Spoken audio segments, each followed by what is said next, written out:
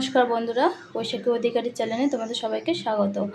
আমি আজ অন্য রকমের একটা রেসিপি নিয়ে এসেছি। সেটা হচ্ছে পটলের খোসা বাটা। এই যে পটলের খোসাটা দেখছো, এটা সেদ্ধ করে রেখে দিয়েছি। আমি ভালো করে ধুয়ে সেদ্ধ করে রেখেছি। এবার আমি এর জন্য কি লাগবে আমার দেখো। আমি সামান্য পরিমাণে তেল দিলাম কড়াইতে। তেল দিয়ে দিলাম সর্ষের তেল। সর্ষের তেল দিয়ে দিলাম। এবার আমি এতে দিয়ে দেবো কালো জিরে। কালো জিরে দিলাম ফোড়নে। এবার দেবো দুটো শুকনো লঙ্কা।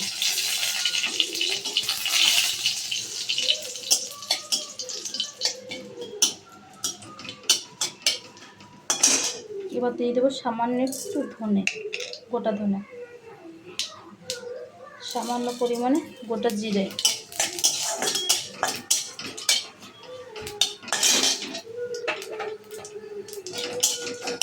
এগুলো আমার ভাজা হয়ে গেছে। এবার পেঁয়াজ রসুন কুচিটা দিয়ে দিলাম।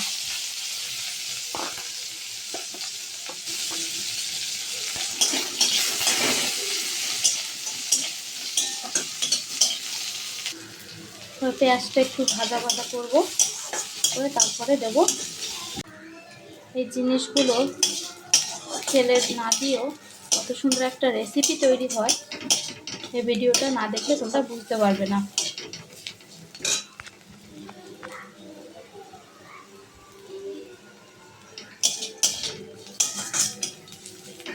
পেঁয়াজটা আমার একটু ভাজা ভাজা হয়ে গেছে।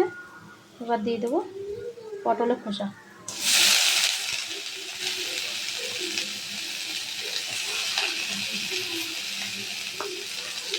পটলের খোসাটা দিয়ে দিলাম।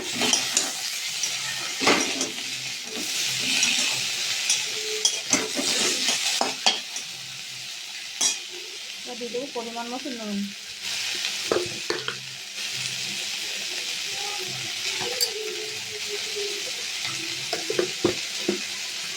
পরিমাণ মতো হলুদ দিয়ে দেবো।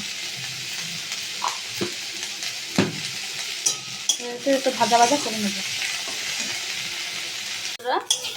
পটলের খোসাটা ভাজা হয়ে গেছে।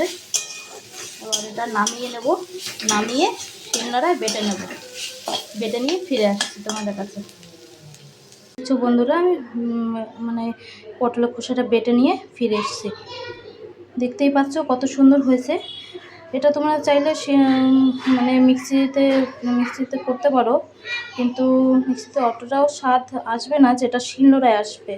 শিলনোড়ায় খুবই সুন্দর টেস্ট লাগে, মানে স্বাদও বেড়ে যায়। তো আমার এই রেসিপিটা যদি তোমাদের ভালো লেগে থাকে, লাইক শেয়ার কমেন্ট করবে, আর চ্যানেলটা সাবস্ক্রাইব করে রাখবে এরকম নতুন নতুন ভিডিও পাওয়ার জন্য।